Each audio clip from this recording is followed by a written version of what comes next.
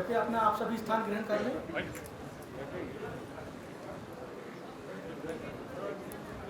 और अपना mobile silent mode पर कर लें प्लीज।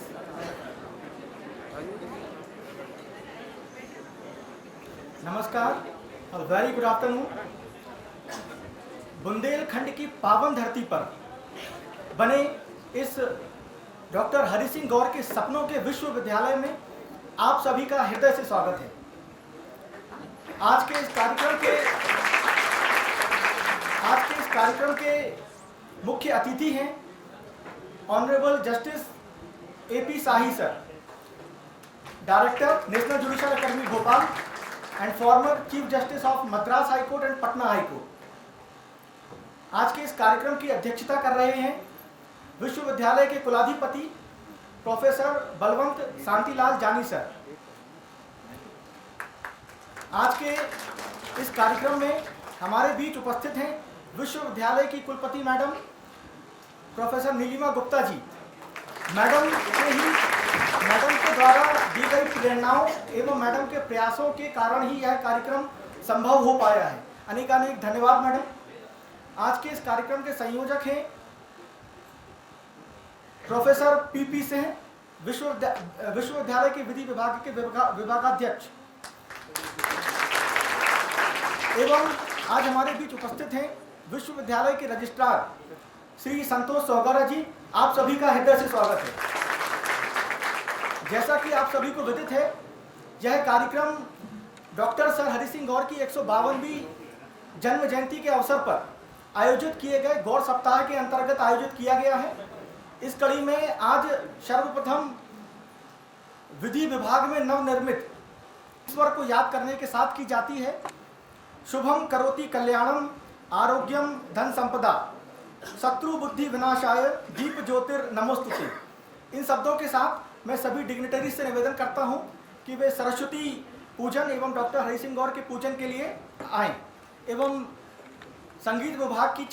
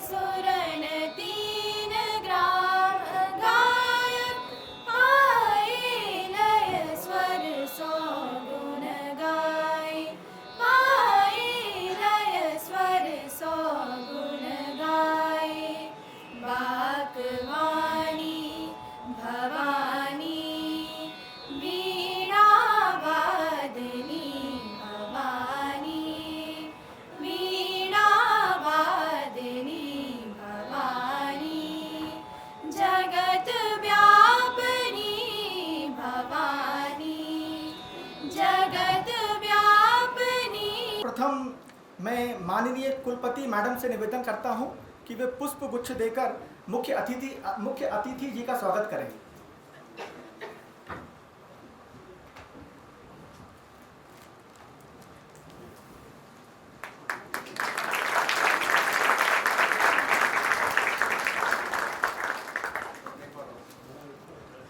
इसके तत्पश्चात मैं मैडम से एक बार और निवेदन करता हूं कि प्रोफेसर बलवंत शांतिलाल जानी जी का स्वागत करें।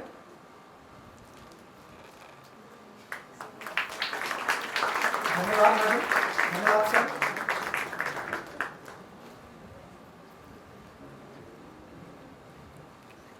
स्वागत की बेला में अगली कड़ी में मैं निवेदन करता हूं विधि विभाग के अध्यक्ष प्रोफेसर पीपी सिंह से कि वे पुष्प गुच्छ से माननीय कुलपति जी का स्वागत करें।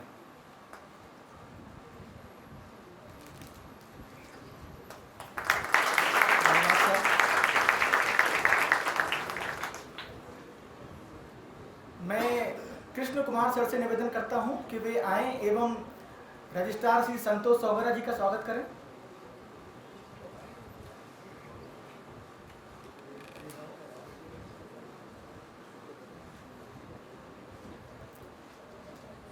बहुत बहुत धन्यवाद सर।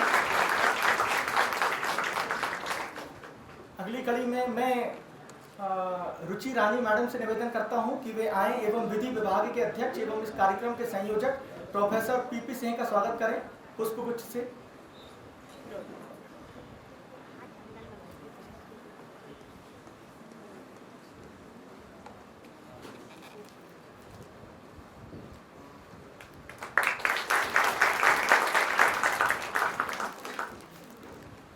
कार्यक्रम को आगे बढ़ाते हुए अब मेन थीम पर आते हैं और मैं विधि विभाग के अध्यक्ष प्रोफेसर पीपी सिंह जो कि इस कार्यक्रम के संयोजक हैं से निवेदन करता हूं कि अपना स्वागत भाषण प्रस्तुत करें। Professor PP Singh. न्यायाधीश के रूप में, मुख्य न्यायाधीश के रूप में अनुभव और उदारवादी और प्रगतिशील विचारधारा के हमारे मुख्य अतिथि न्यायमूर्ति AP शाही जी, ऐसी महान विभूति को हम अपने बीच में पाकर गौरवान्वित और हर्षित महसूस कर रहे हैं और मैं उनका स्वागत और अभिनंदन करता हूं और उनका आभार भी व्यक्त करता हूं कि उन्होंने विश्वविद्यालय के आतिथ्य को स्वीकार करके अपने बहुत ही व्यस्ततम समय में अपना समय दिया है।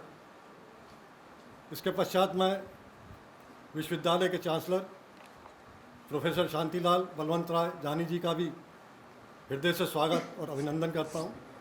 हमारे विश्वविद्यालय की कुलपति महोदया जो कि ख्याति लब्ध एकेडमिशियन हैं, वैज्ञानिक हैं और बहुत ही सकारात्मक विचारधारा की हैं, जिनकी प्रेरणा से ये गोल्ड सप्ताह उत्सव मनाया जा रहा है और जिनके प्रयासों से ही आज ये हमारा कार्यक्रम संभव हुआ है। मैं उनका भी हृदय से आभार व्यक्त करता हूं। सागर जिला न्यायालय से आए हुए माननीय न्यायाधीशों का, अधिवक्ता संघ के अध्यक्ष श्री अंकलेश्वर दुबे जी का, उनकी कार्यकारिणी के सदस्यों का और इस सभागार में उपस्थित अधिवक्ताओं का, शिक्षकों का, अधिकारियों का, कर्मचारियों का, मीडिया कर्मियों का, सभी का हृदय से स्वागत अभिनंदन करता हूं। धन्यवाद। कार्यक्रम की अगली कड़ी में मैं निवेदन करता हूं माननीय कुलपति प्रोफेसर नीलिमा गुप्ता जी से कि वे अपने उद्बोधन से हमें अनुग्रहित करें। Professor Neelima Gupta ji. The chief guest of today's very important event, Nyayamurti Amreshwar Prasad Sahi ji, our Chancellor of the University, Professor Balwant Jani ji, the pillar behind this entire program, Professor P.P. Singh, the Registrar of the University, the Deans of the faculties, all legal experts who are present here, all non-legal experts also who are present here. Dear students, the entire family of Dr. Hari Singh Gaur University and all our guests.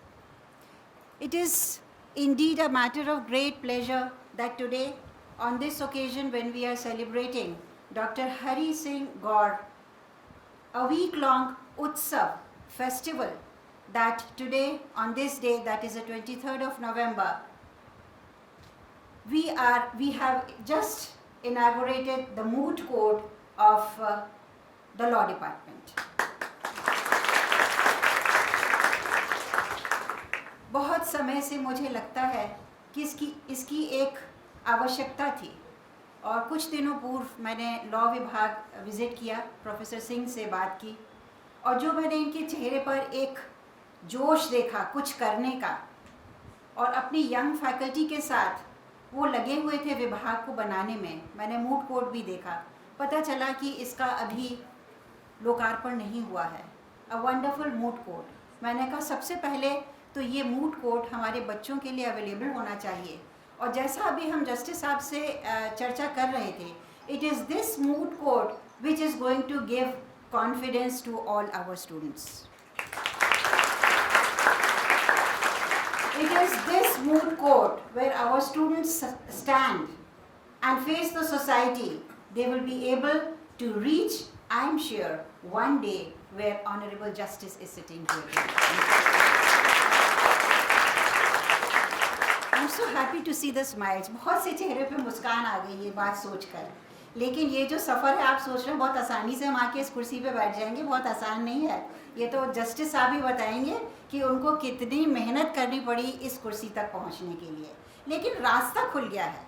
ये भी उसी रास्ते से चले थे जिस रास्ते से आप लोग चल कर अब जा रहे हैं। आपके लिए एक रास्ता खुल चुका है।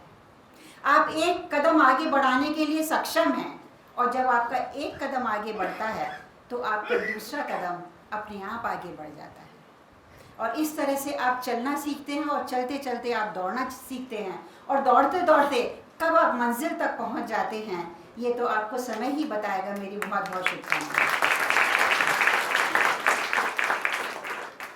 The honourable chief guest who is present here, इनकी महानता कुछ प्रोफेसर सिंह ने अभी बताई, कुछ एडजेक्टिव्स इनके लिए यूज किए which I think they are still insufficient for him, because he is such a great personality in judiciary that for the common man, आज जो हम लोग इतनी आसानी से इनसे बात कर रहे हैं, इनसे देख रहे हैं, और जितनी सिंप्लिसिटी से आप सबसे मिले, बच्चों से ही इन्होंने आज इनकी सिंप्लिसिटी देखिए कि जब मूड कोर्ट का उद्घाटन किया गया, इन्होंने कहा कि मैं एक बच्चे से करवाऊंगा। This shows his involvement right at the root. हमें एक ऐसे शख्स की उंगली पकड़ने का आज मौका मिला है जो हमारी उंगली पकड़कर सीधे हमें बहुत आगे ले जाएगा। We owe our gratitude and our sincere indebtedness to Justice Sahi, who has spared his time. मैं आपको बहुत frankly बता दूं, मैं भी इनको नहीं जानती थी, और जब मैंने सिंह साहब से कहा कि किसको बुलाया जाए मूड कोर्ट क्या लोकार्पण करने के लिए, कई नाम आए, कई लोगों से इन्होंने कहा मैडम अच्छा मैं इससे बात कर रहा हूँ, इससे बात कर रहा हूँ। फिर हमने 23 तारीख तो डिसाइड कर ली थी। जब डिसाइड कर लेते हम पीछे हटते नहीं हैं, ये हमारी बुरी आदत है। तो सिंह साहब बड़ी निराशापूर्ण आए, मैडम क्या करें, किसी की कंसेंट नहीं मिल रही है। मैंने कहा कि अब आप मेरे ऊपर छोड़ दीजिए, मैं कोशिश करती हूँ, हो सकता है मैं किसी को ले आऊँ यहाँ पर। तो अब मैं ये डिटेल में नहीं बता रही, लेकिन ये इतना अवश्य बताना चाहूँगी कि जैसे ही मैंने पहली बार फ़ोन किया और आपसे एक निवेदन किया कि इस तरह से मैं डॉक्टर हरि सिंह गौर विश्वविद्यालय से बोल रही हूँ, सर आपके हाथों से एक मूड कोर्ट का हम लोकार्पण करना चाहते हैं। बोले डेट क्या है? मैं कहा 23rd। बोले मैं तो फ्री हूँ, आ जाऊँगा उससे।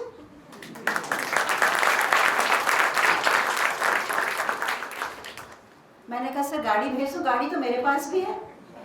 मैं कहा नहीं सर, अच्छा रहेगा यदि आप हमारी गाड़ी में आ जाएं।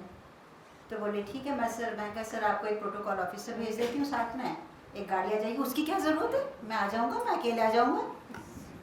So this was his simplicity. मैं ये सब एग्जाम्पल इसीलिए दे रही हूँ क्योंकि इतने छोटे से वक्त में जो मेरा एक इंटरेक्शन हुआ उनके साथ, so I am just trying to share that a simple person who has reached such heights, we have to learn something from him and we also.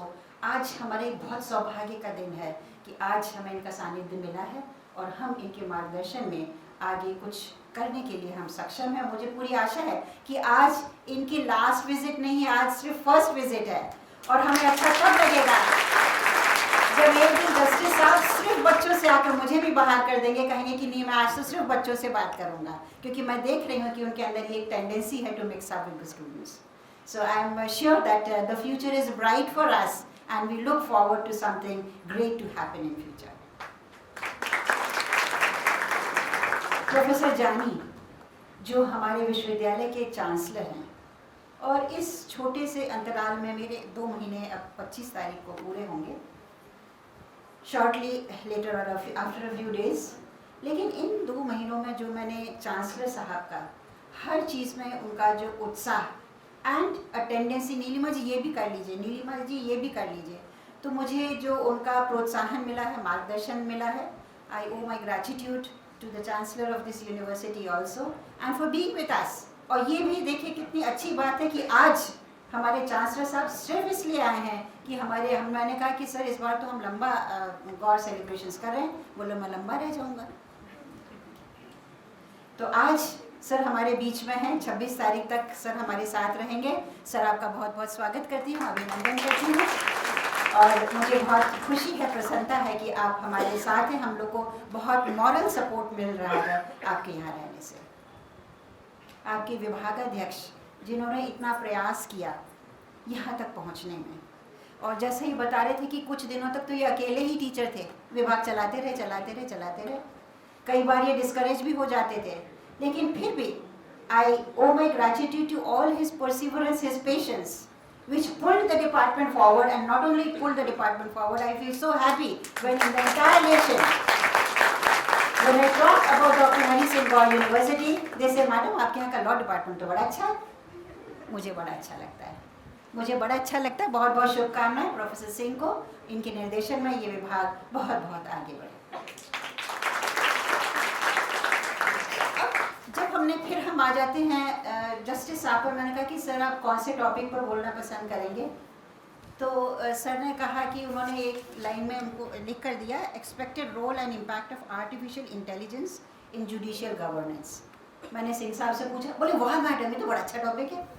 तो हमने कहा कि अगर ये वाह है तो इसका मतलब वाह ही है, और मुझे लगता है कि सबको बहुत अच्छा लगेगा। When we come to artificial intelligence, अभी हम जुडिशियरी में हम थोड़ा सा बाद में आएंगे और इसमें तो डिटेल में जज साहब बताएंगे, मैं तो इसके ना सक्षम हूँ ना लायक हूँ कि इसके बारे में ज़्यादा बता सकूँ। लेकिन एक बात ज़रूर है, ये जो आर्टिफिशियल इंटेलिजेंस आया इसके मैं कहना चाहूँगी there are 3 parts, one is intelligence, the other is artificial intelligence and the third is judiciary. Intelligence की जब हम बात करते हैं तो हम कहते हैं कि कोई बच्चा घर में पैदा होता है तो कहते हैं इसका माथा बड़ा चौड़ा है, बड़ा इंटेलिजेंट निकलेगा। जब थोड़ा बड़ा होने लगता है, इंटेलिजेंट निकलता है, बड़े अच्छे पहली बार में स्कूल जाता है, पोएम आकर सुनाता है, हम कहते हैं बच्चा बड़ा इंटेलिजेंट निकलेगा। किसी बच्चे को माँ बेचारी पढ़ाती रहती है, ये बड़ा पता नहीं कहाँ की बुद्धि लाया है, इसके दिमाग में कुछ घुसता ही नहीं है। तो हम लोग सिर्फ बुद्धि के जो रिस्पॉन्स है बच्चे का, उसके आधार पर हम कहने लगते हैं कि ये बच्चा इंटेलिजेंट है या इंटेलिजेंट नहीं है। और ये चीज़ें कुछ कुदरती होती हैं, इसको हम लोगों ने धीरे धीरे इंटेलिजेंट क्वोशेंट या IQ के मापदंड से हमने मापना शुरू कर दिया। We started setting some questions just to analyse what is the level of intelligence of a student. So we could find that about 3/4 of the population, I would say 75% of the population की जो एक average IQ होती है वो 85 से लेके about 130 तक होती है। लेकिन इसमें से 2.5% ऐसे हैं जिनकी ज़रूरत से ज़्यादा कम होती है और 2.5% ऐसी होती है जिसकी ज़रूरत से ज़्यादा अच्छी होती है। लेकिन अब इसमें आप च्यवनप्राश खा लीजिए या बॉर्नविटा खा लीजिए, 19-20 का फ़र्क, बादाम को भिगो के खाइए तो थोड़ा बहुत फ़र्क तो पड़ता है। आई वुड से कि भाई अपना, और कुछ पढ़े या ना पढ़े, साइकोलॉजिकल तो पड़ता ही। हम रोज़ 5 बादाम सुबह खाते हैं इसलिए हम इंटेलिजेंट हो गए, पूरे जाड़ों भर में च्यवनप्राश खाया, लगता है कुछ असर तो है, कुछ फ़र्क तो पड़ रहा है, कुछ अंदर से स्मार्टनेस नज़र आ रही है। लेकिन धीरे धीरे क्या हुआ कि we started moving towards machinery, and when we started moving towards machinery, हमने कहा कि अब सारी चीज़ें आर्टिफिशियल होने लगी। हमारी आँख खराब होने लगी तो हम कॉर्निया बदलवाने लगे, हमारी किडनी खराब होने लगी, हम किडनी अपनी बदलवाने लगे। इस तरह से हम लोग अपनी बॉडी को भी, हम लोग ऑल पार्ट्स भी, मैं बायोलॉजी की स्टूडेंट हूँ, बीच में बायोलॉजी तो थोड़ा सा तो घुसा ही दूँगी कि हम लोग अपने बॉडी पार्ट्स को हम लोग बदलने लगे। लेकिन धीरे धीरे कंप्यूटर्स वाले भी तो कोई कम नहीं थे ना, उन्होंने कहा कि यदि आदमी में आप बादाम खा के अपने इंटेलिजेंस बढ़ा सकते हैं, हम आर्टिफिशियली आपकी हम इंटेलिजेंस बढ़ा देंगे, and that give rise to artificial intelligence. Artificial intelligence ये आज की नहीं है, शुरुआत तो इसकी आई थिंक जज साहब बताएंगे मे बी 1943 में या अर्ली 1950s में इसकी शुरुआत हो गई थी, लेकिन उसके बाद जैसे होता है ना डॉर्मेंसी पीरियड, ये हाइबरनेशन में चली गई और उसके बाद इस पर कोई भी काम नहीं हुआ। लेकिन 1980s के बाद इसमें इस रफ्तार से काम होना शुरू हुआ कि one after the other we started using. अब देखिए हर चीज़ में AI, चाहे उसमें मतलब हो या नहीं हो, लेकिन हम क्या कर रहे हैं, artificial intelligence, that is we have started using this intelligence in an artificial manner and इसको हम लोग इतना आगे ले गए कि हम लोग धीरे धीरे आर्टिफिशियल इंटेलिजेंस को यूज़ कर करके हमने कंप्यूटर को क्या करा, अब हम लोग पहले जो पहाड़ी गिनते थे अब हम कंप्यूटर से मल्टीप्लाई करके हमें जवाब मिल जाता है। जो हम ट्रांसलेशन किया करते थे हमने गूगल में उसमें टाइप किया, उसको ट्रांसलेशन हमें मिल गया।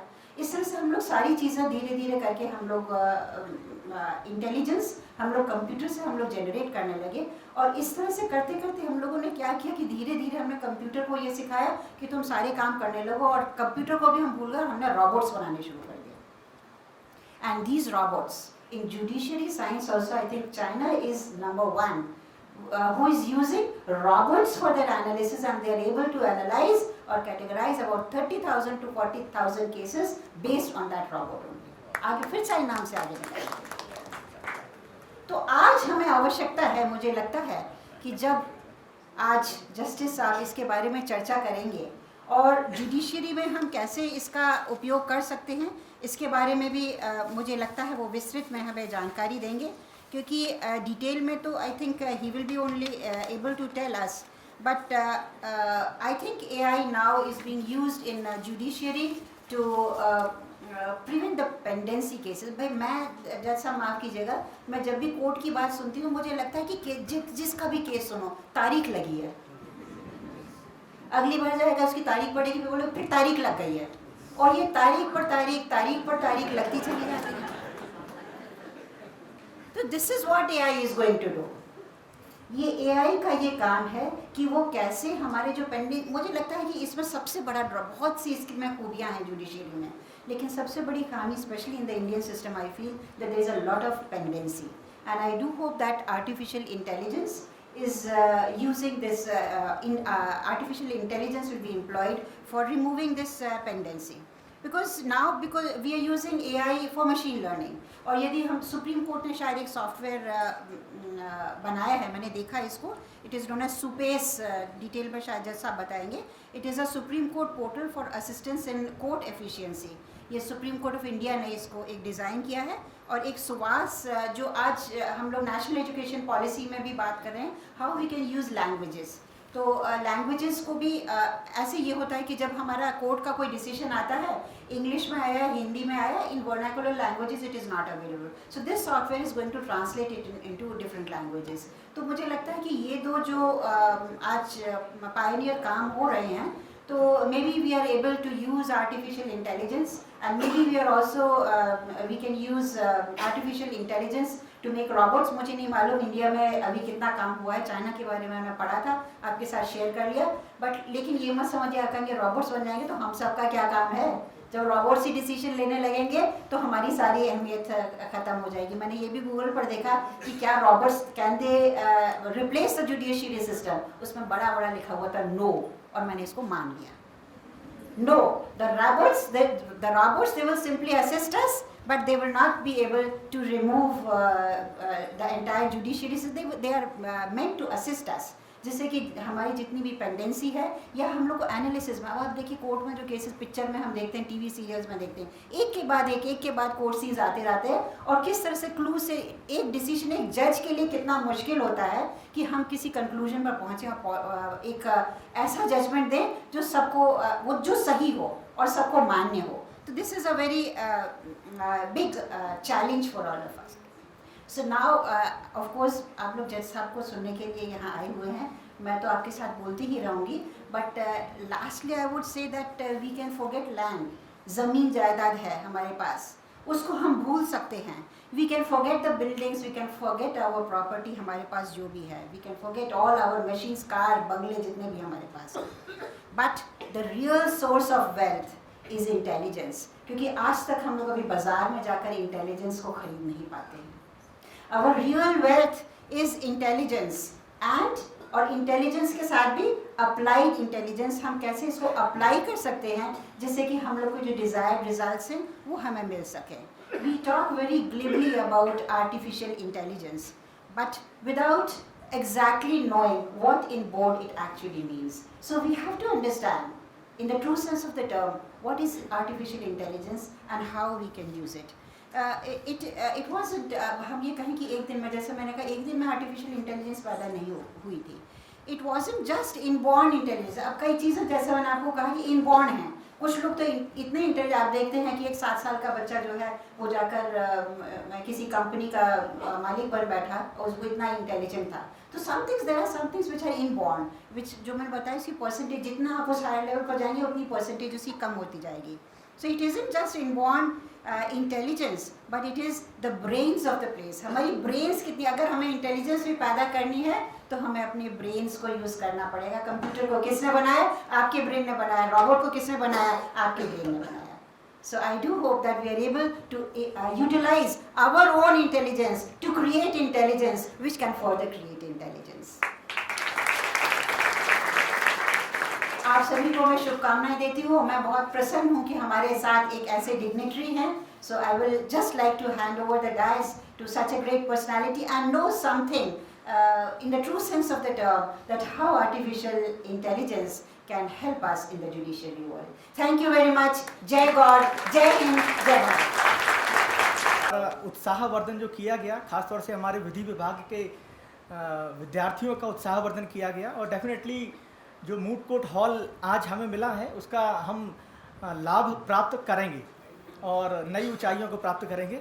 इसके पहले कि ऑनरेबल जस्टिस AP शाही जी को मैं आमंत्रित करूं, थोड़ा सा समय और आपका लूँगा और विधि विभाग की प्रखर वक्ता डॉक्टर अनुपमा पंडित सक्सेना को आमंत्रित करता हूं कि वे आएँ एवं ऑनरेबल जस्टिस AP शाही का परिचय प्रस्तुत करें.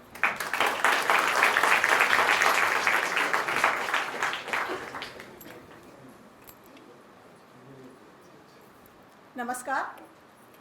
आदरणीय मंच, सम्माननीय सदन एवं मेरे प्यारे विद्यार्थियों, मेरे लिए आज वाकई ये सौभाग्य का विषय है कि आज मुझे एक ऐसे व्यक्तित्व का परिचय आपके समक्ष प्रस्तुत करने का अवसर मिल रहा है जिन्होंने एक परिश्रमी तथा सफल अधिवक्ता के रूप में 19 वर्ष तथा एक कुशल न्यायाधीश के रूप में 16 वर्ष तक निरंतर कार्य किया और वर्तमान में भी न्यायिक शिक्षा की उत्कृष्टता एवं उत्थान के कार्य में संलग्न है.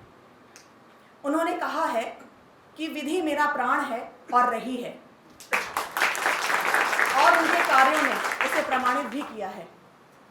अपनी कर्मठता, अनुशासन, न्यायिक संस्था के प्रति समर्पण, कुशल प्रशासन, विधि के विभिन्न विषयों पर अपनी विशेषज्ञता तथा प्रत्येक वाद की बारीकियों के विश्लेषण की अपनी क्षमता के कारण वे हमेशा उन्होंने हमेशा बार एवं बेंच दोनों का सम्मान प्राप्त किया है. मैं बहुत ही विनम्रता के साथ अपनी त्रुटियों के लिए अग्रिम क्षमा मांगते हुए माननीय न्यायमूर्ति श्री अमरेश्वर प्रताप शाही का संक्षिप्त परिचय प्रस्तुत करने की अनुमति चाहती हूँ. अभी बहुत कुछ है सर के उसमें, आपको बहुत मौका मिलेगा. वर्ष 1959 में जन्मे माननीय न्यायमूर्ति ने वर्ष 1985 में इलाहाबाद विश्वविद्यालय से विधि स्नातक की उपाधि प्राप्त करने के पश्चात वरिष्ठ अधिवक्ता श्री RN सिंह के सानिध्य में कार्य किया तथा संवैधानिक एवं सिविल विधि के क्षेत्र में विशेषज्ञता हासिल की. एक अधिवक्ता के रूप में कार्य करते हुए माननीय न्यायमूर्ति ने शिक्षा संस्थानों के सेवा एवं प्रबंध संबंधी मामलों पर ध्यान केंद्रित किया तथा कुछ ही समय में शिक्षकों, सिविल सेवकों, संविदा कर्मचारियों तथा पेंशन आदि मामलों में उनका नाम देश के अन्य राज्यों में भी जाना जाने लगा. इसके साथ ही भूमि विवाद, संवैधानिक एवं प्रशासनिक विधि से संबंधित जटिल प्रश्नों और सामाजिक सुरक्षा के मामलों में उनकी ज्ञान एवं विधिक कुशाग्रता को माननीय इलाहाबाद उच्च न्यायालय ने पहचाना तथा वर्ष 2004 में उन्हें उच्च न्यायालय के अतिरिक्त न्यायाधीश एवं वर्ष 2005 में स्थायी न्यायाधीश के रूप में नियुक्त किया गया। यहाँ उन्होंने 14 वर्षों में विधि के विभिन्न क्षेत्रों के 75,000 से अधिक मामलों का निराकरण किया, जिसमें संवैधानिक अधिकार, मूल अधिकार, महिलाओं और बच्चों की अभिरक्षा, भोजन के चयन का अधिकार, आरक्षण, भूमि सुधार, न्यायालय की अवमानना जैसे व्यापक विषयों पर अनेक महत्वपूर्ण निर्णय सम्मिलित हैं। अपने लक्ष्यों के प्रति विश्वास, न्यायिक संस्था के प्रति समर्पण तथा एक लंबे न्यायिक प्रशासनिक अनुभव के कारण माननीय उच्चतम न्यायालय ने नवंबर 2018 में उन्हें पटना उच्च न्यायालय के मुख्य न्यायाधीश के पद पर सुशोभित किया। यहाँ माननीय न्यायमूर्ति ने न्यायालय अनुशासन, न्यायालय की गरिमा का संरक्षण, त्वरित न्याय, वाद के अनावश्यक प्रचार पर नियंत्रण जैसे अनेक मसलों को सुलझाया और सेवा विधि, भूमि सुधार, लोकहितवाद तथा अनेक संवेदनशील मुद्दों पर महत्वपूर्ण निर्णय दिए।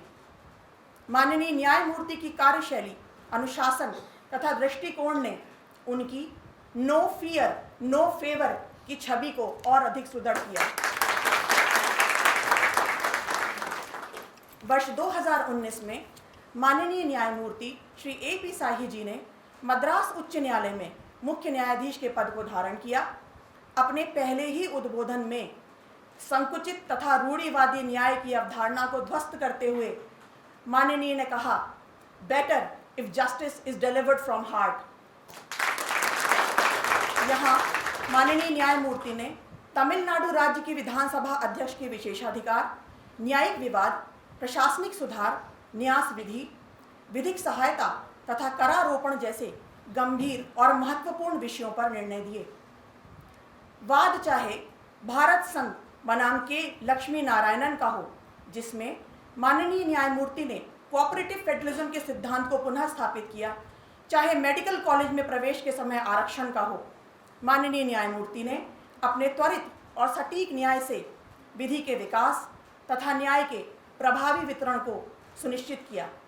साथ ही मद्रास उच्च न्यायालय में पहली बार ऑल विमेन फुल बेंच का गठन करके इतिहास रच दिया। वर्तमान में माननीय न्यायमूर्ति राष्ट्रीय न्यायिक अकादमी भोपाल मध्य प्रदेश के निदेशक हैं और उनके नेतृत्व तथा दूरदर्शिता के कारण कोविड के समय भी अकादमी में information technology, cyber crime, international arbitration आदि नवीन विषयों पर लगातार कार्यशालाएं चल रही हैं और पहले से भी हुई हैं। इसके अतिरिक्त उन्होंने प्राग, वॉशिंगटन, लंदन, बांग्लादेश सहित अनेक स्थानों के न्यायिक अधिकारियों और विषय के विशेषज्ञों को भी न्यायिक अकादमी से सम्मिलित कर लिया है। माननीय न्यायमूर्ति का आज का व्याख्यान विषय भी इस बात का प्रमाण है कि उनकी दूरदृष्टि तथा कुशल नेतृत्व में न्यायिक शिक्षा ऐसे आयामों को प्राप्त कर सकेगी जिसकी शायद अभी कल्पना ही की गई हो। मैं अपने इस विश्वविद्यालय परिवार की मुखिया माननीय कुलपति महोदया एवं अपने विभाग के अध्यक्ष का आभार व्यक्त करती हूँ, जिन्होंने आज मुझे एक ऐसे महान व्यक्तित्व का परिचय देने का अवसर दिया, जिन्होंने एक ओर जूनियर एडवोकेट्स को प्रोत्साहित किया तो दूसरी ओर झूठे मुकदमे लाने वाले एडवोकेट पर भारी कॉस्ट भी लगाई, जो अपने न्याय निर्णयों में शेक्सपियर और साहित्य को कोट करने के कारण आर्टिस्ट जज भी कहलाए और न्याय प्रणाली में आधुनिक तकनीक के सदुपयोग को भी सुनिश्चित किया, जो छोटे बच्चों के प्रश्नों को भी महत्व देते हैं और जटिल से जटिल विधिक प्रश्न को भी सहजता से हल कर देते हैं। माननीय न्यायमूर्ति के व्यक्तित्व को इतने कम शब्दों एवं समय में बांधना संभव नहीं है, परंतु फिर भी मैंने प्रयास किया। आप सबने मुझे सुना। आप सभी का आभार, आदरणीय मंच का आभार। धन्यवाद। सुनेंगे तो कितना आनंद हमें प्राप्त होगा। आज यहाँ पर कई सारे मेरे सहकर्मी भी हैं, अन्य विभाग से पधारे हुए हैं, और जब मेरी उनसे मुलाकात हुई तो उन्होंने कहा कि आज का टॉपिक इतना अच्छा है कि हमें आना ही पड़ा। तो इस टॉपिक को सुनने के लिए हम सभी बेकरार हैं। मैं निवेदन करता हूं, आमंत्रित करता हूं ऑनरेबल जस्टिस एपी शाही सर को कि वे आएं एवं अपने उद्बोधन से, अपने व्याख्यान से हमें अनुग्रहित करें। Honourable justice AP shahi sir.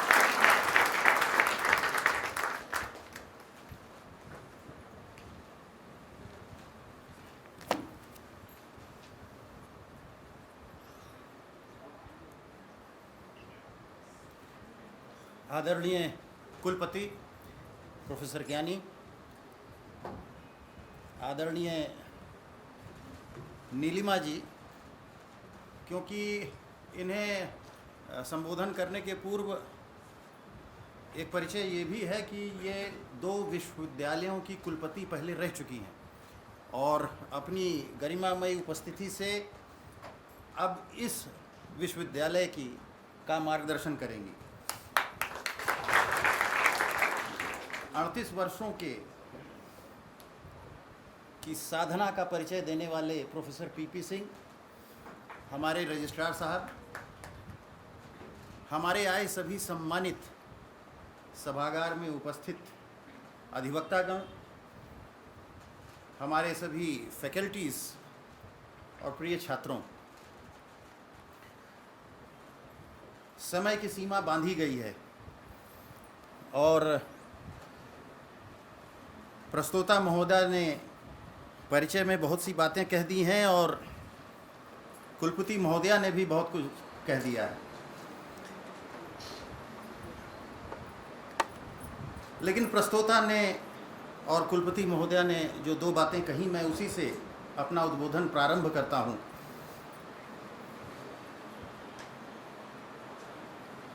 Intelligence cannot be purchased in the market. This is what your Vice Chancellor told you. इसका क्या अर्थ होता है? इसका अर्थ ये होता है कि बुद्धिमता इस बात का परिचायक है कि उसका व्यापार नहीं हो सकता। दूसरा, व्यापार क्यों नहीं हो सकता? इसकी सीमाएं नहीं हैं, असीमित है। Intelligence has no boundaries, human intelligence has no boundaries. ऐसा कहा जाता है कि आइंस्टाइन ने अपने बुद्धि का केवल 13% ही प्रयोग किया था और जिसका रिजल्ट हिरोशिमा और नागासाकी भी है। इस असीमित बुद्धि को मैं धर्म से नहीं जोड़ूंगा, लेकिन व्याख्यान से संबंधित है और आपसे भी अनुरोध करूंगा कि उसे सिर्फ उसके लिटरल मीनिंग से ही जोड़ें। गोस्वामी तुलसीदास जी ने कहा है, बड़े भाग मानुष तन पावा, सुर दुर्लभ सब ग्रंथन गावा। अब आप जिस योनि को प्राप्त हुए हैं, सुर दुर्लभ चीज़ों को प्राप्त कर रहे हैं और इसीलिए प्राप्त कर पा रहे हैं क्योंकि आप में एक असीमित क्षमता बुद्धि के अलावा भी है और उसे विवेक कहते हैं। हम इस विषय पर अंत में आएंगे क्योंकि आर्टिफिशियल इंटेलिजेंस का अंत अगर विवेक से होगा तो मनुष्य की जाति का संभवतः यहाँ से उन्मूलन हो जाए। साहित्य की बात प्रस्तोता महोदया ने मुझसे जोड़ दिया। ये सही है कि ये विषय हमारा रहा है, लेकिन ये सिर्फ छात्रों के लिए बता दें। लिटरेचर डिपिक्ट्स लाइफ, साहित्य जीवन को प्रदर्शित करता है। Law regulates life. इसलिए साहित्य और कानून का सीधा मेल है। जो साहित्य नहीं पढ़ते वो कानून को नहीं समझ सकते हैं।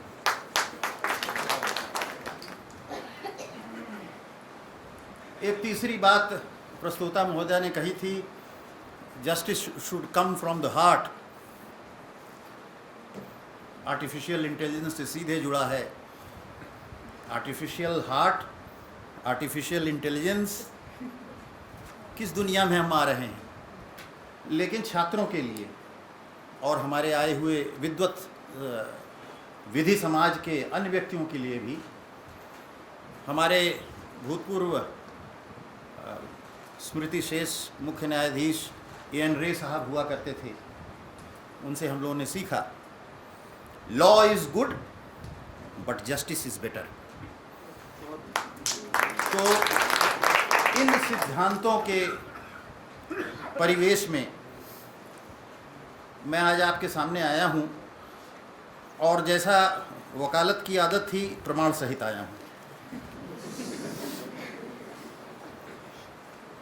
वकील प्रमाण भी चाहता है और न्यायालय साक्ष्य भी चाहती है।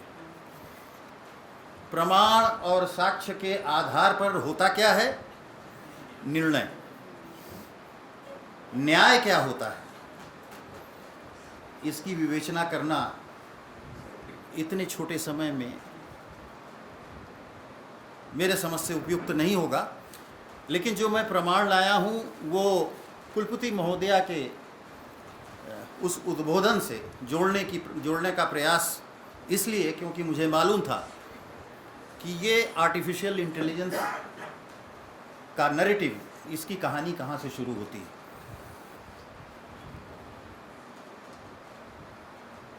अमेरिका और इंग्लैंड में दो वैज्ञानिक हुए।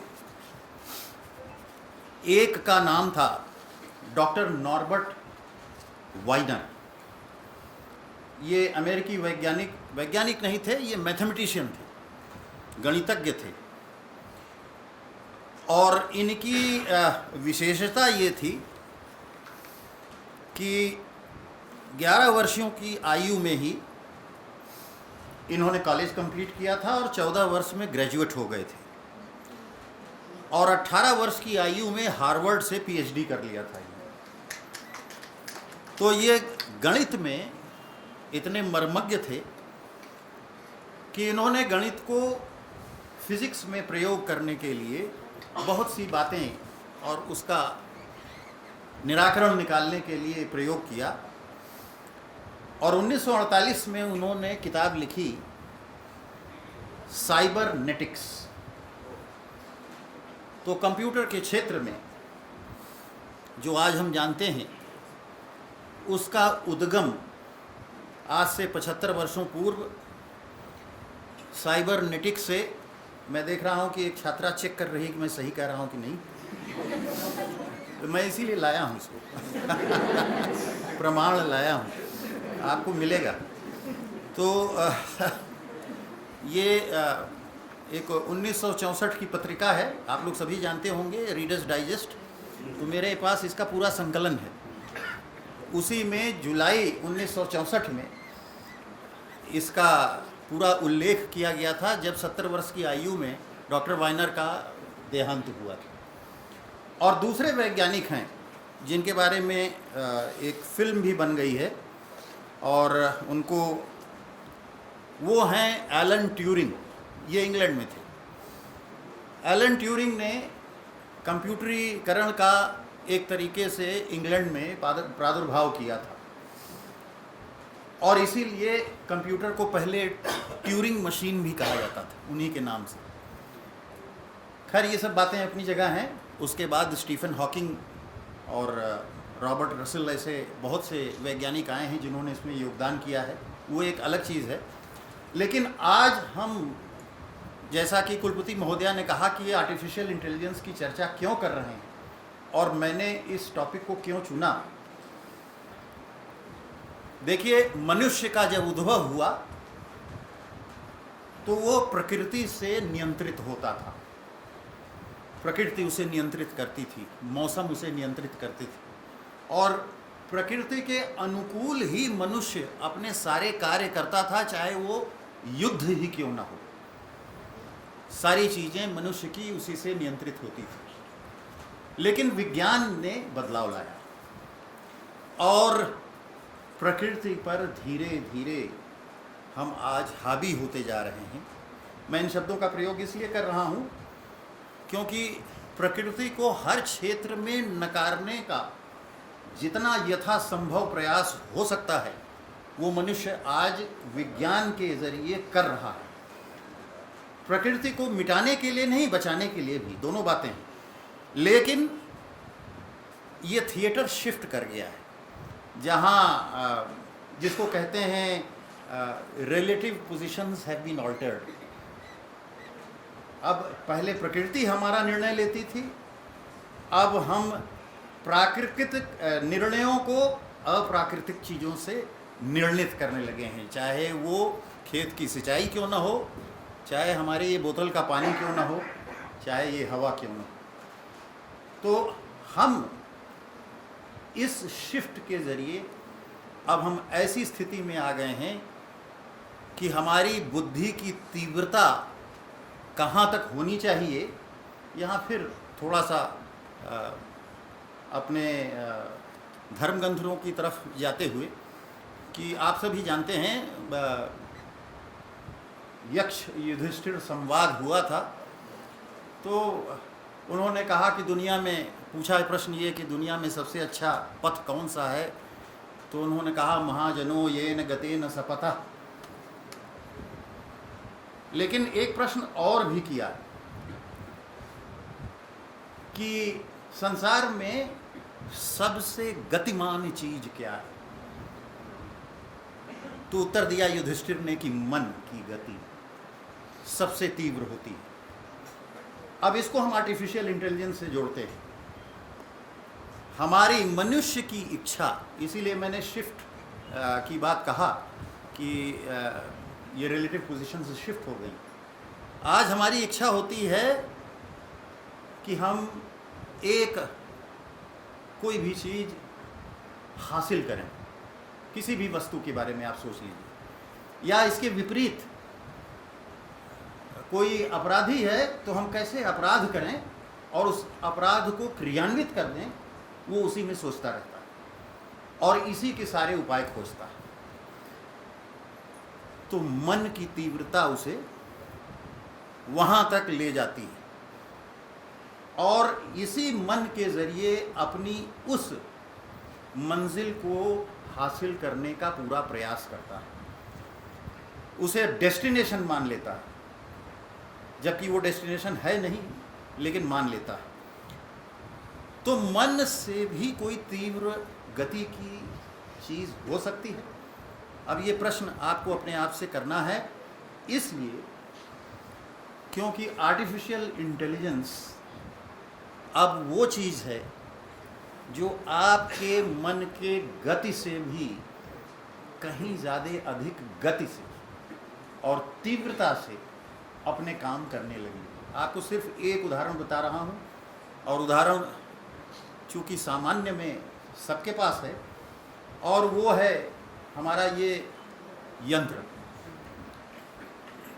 इतना जान लीजिए कि इसके विज्ञान के बारे में और विधि के क्षेत्र के बारे में हम लोगों ने जो भी अभी तक प्रयास किए हैं और जो भी समझा है, इसने एक काम किया है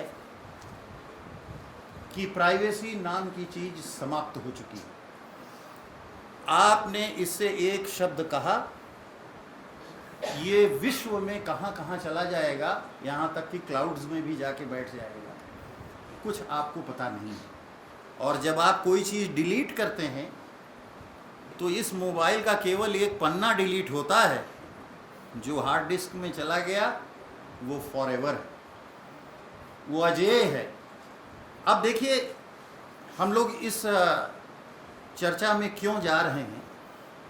आर्टिफिशियल इंटेलिजेंस, कंप्यूटराइजेशन, डिजिटाइजेशन, इन सब का समावेश क्या है? ये विज्ञान ऐसा है जो कि आपकी जानकारी एकत्रित करता है, उसे संयंत्रित करता है, उसे फिल्टर करता है और उसे कन्वर्ट करता है in something which we understand as artificial intelligence. तो ये काम कैसे होता है?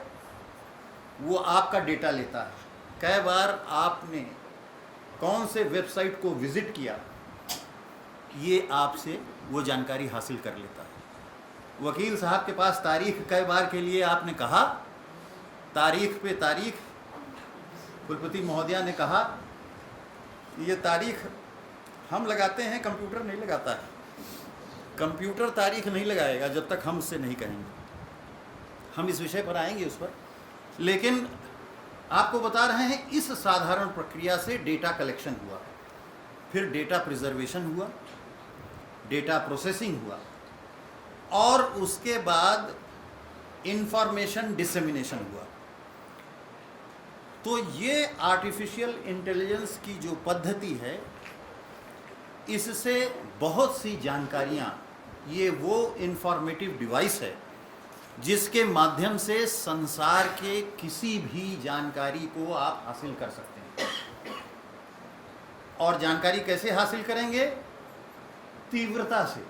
मैं इसीलिए तीव्रता पर बार बार आपको बता रहा हूँ कि इसकी क्षमता को, क्योंकि मनुष्य के दिमाग की क्षमता तो असीमित है, ये मानना पड़ेगा, उसी का क्रिएशन है, और इस क्रिएशन के ज़रिए बहुत कुछ हम हासिल भी कर रहे हैं, इसकी अच्छाइयाँ भी हैं, लेकिन ये हमारा क्रिएटेड इन्वेंशन इन्वेंटर के ऊपर नहीं जाना चाहिए। ये हमें ध्यान रखना होगा। और ये कैसे करता है?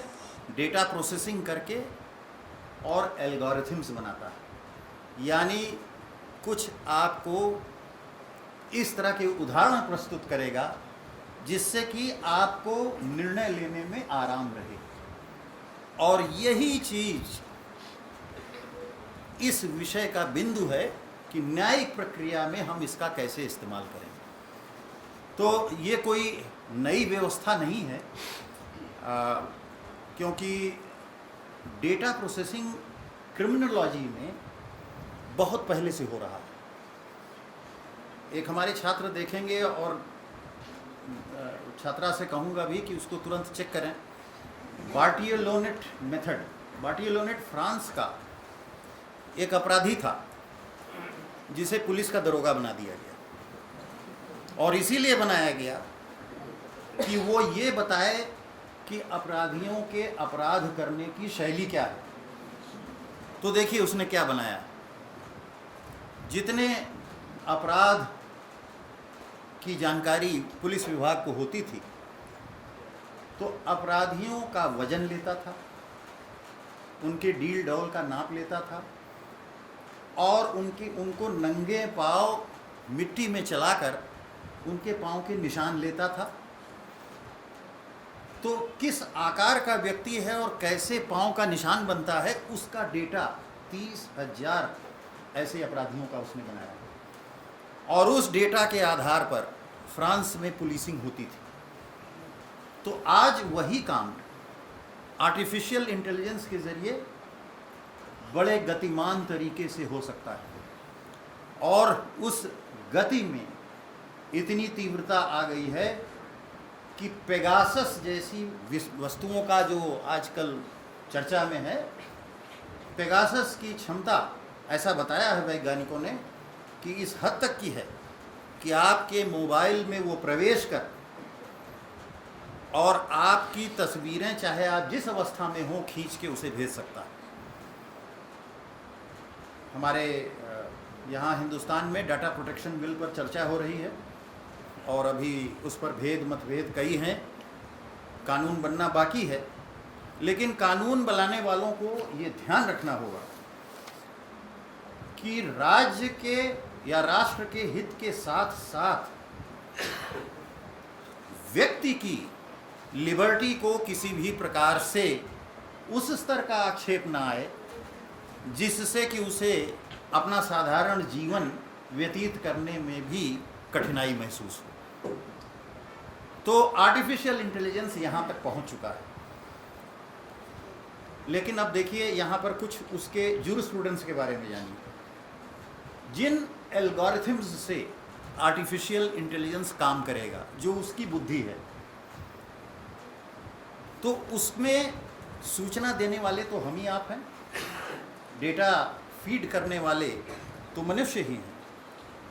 तो एक ही तरह का अगर डेटा फीड करेंगे तो एक ही तरह का उदाहरण वो देने लगेगा। यानी एल्गोरिथम्स का बायस, ये एक बहुत बड़ी बात है कि अगर हम ये कहने लगें कि सागर में 50% से अधिक व्यक्ति अपराधी हैं और इसी का डेटा फीड होने लगे, तो संसार में जहाँ भी इसकी व्यवस्था पूछी जाएगी तो यही आएगा कि यहाँ के 50% व्यक्ति अपराधी हैं, जबकि ये गलत होगा, इसका कोई मतलब नहीं होगा। तो डेटा फीडिंग में बायस आने का बहुत बड़ा चांस है, क्योंकि ऑनेस्ट डेटा फीडिंग बहुत कम हो रहा है संसार में।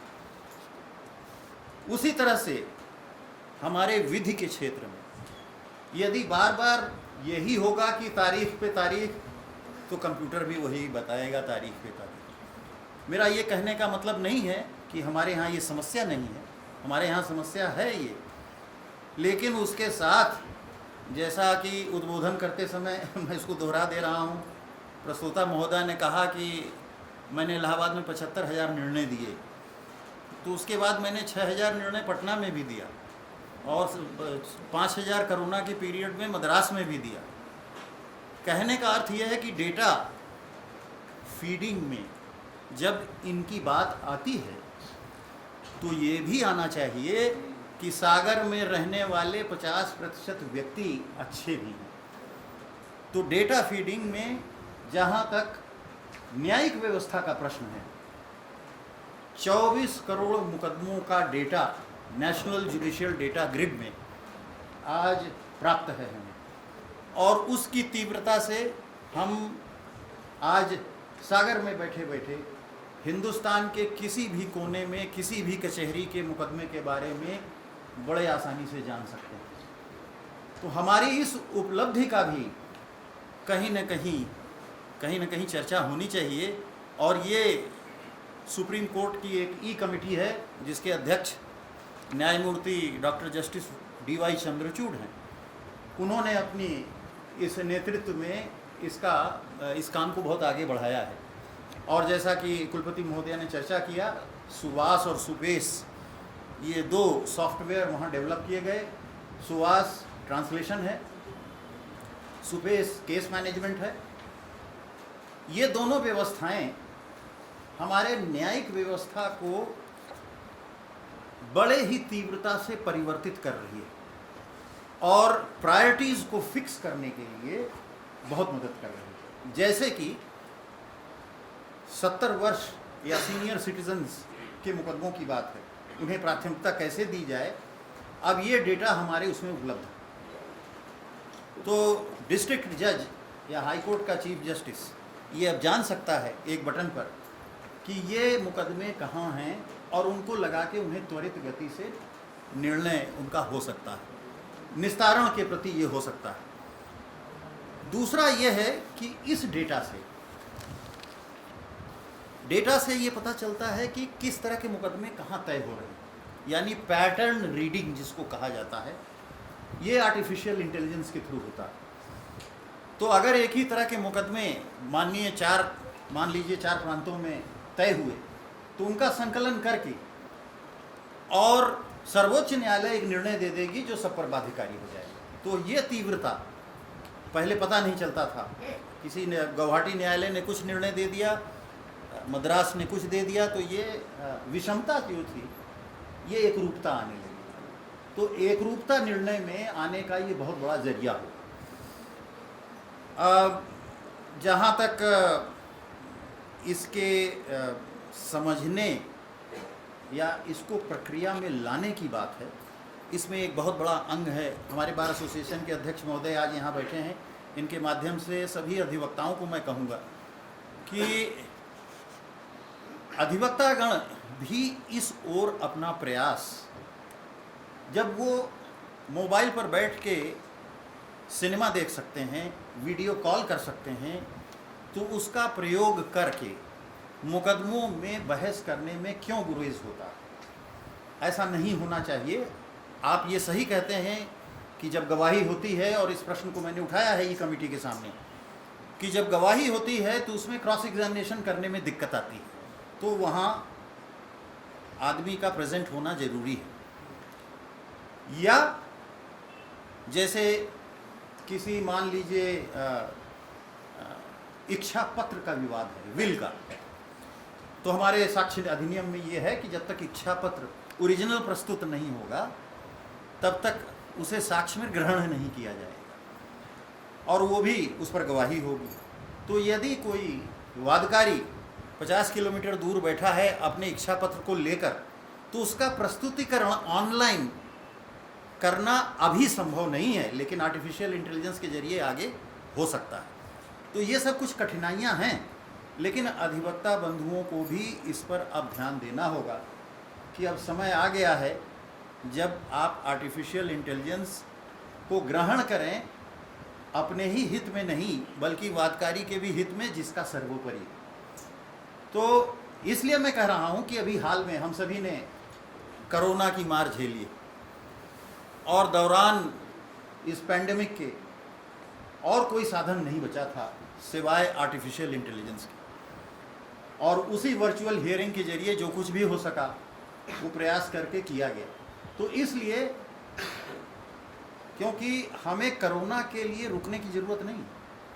अब अगर हमारे बार एसोसिएशन के अध्यक्ष महोदय यहाँ से बैठे सुप्रीम कोर्ट में कोई मुकदमा बहस करना चाहें तो ये बड़े सुविधाजनक तरीके से कर सकते हैं। यानी ये समय, काल, दिशा, कोई भी चीज़ अब बाध्यकारी नहीं रह गया है आर्टिफिशियल इंटेलिजेंस के रहते हुए।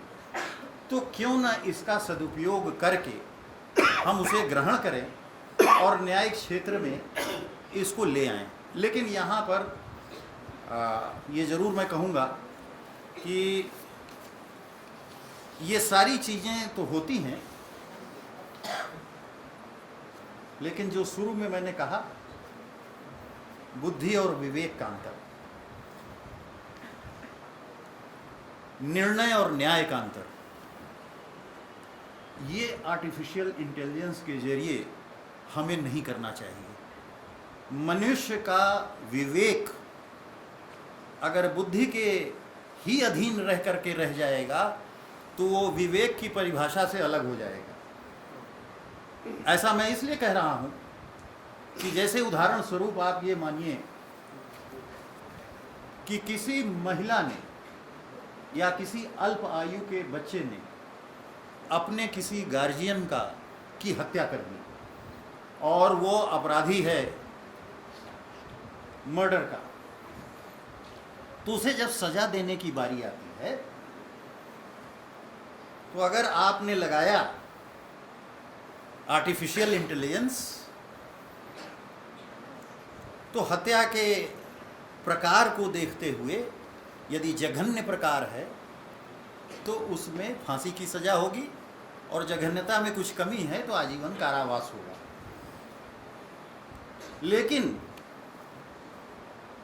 क्या जघन्य करने वाली महिला की परिस्थिति ऐसी थी कि उसने क्रोध में आके ऐसा किया था या नहीं किया था? ये विवेकपूर्ण न्याय की बात होगी, न कि मात्र निर्णय की। तो इस विवेकपूर्ण न्याय के लिए आर्टिफिशियल इंटेलिजेंस की क्षमता को बढ़ावा देना मेरे हम्बल विचार में उचित नहीं होगा। And justice should not be substituted by science, it should be substituted by compassion.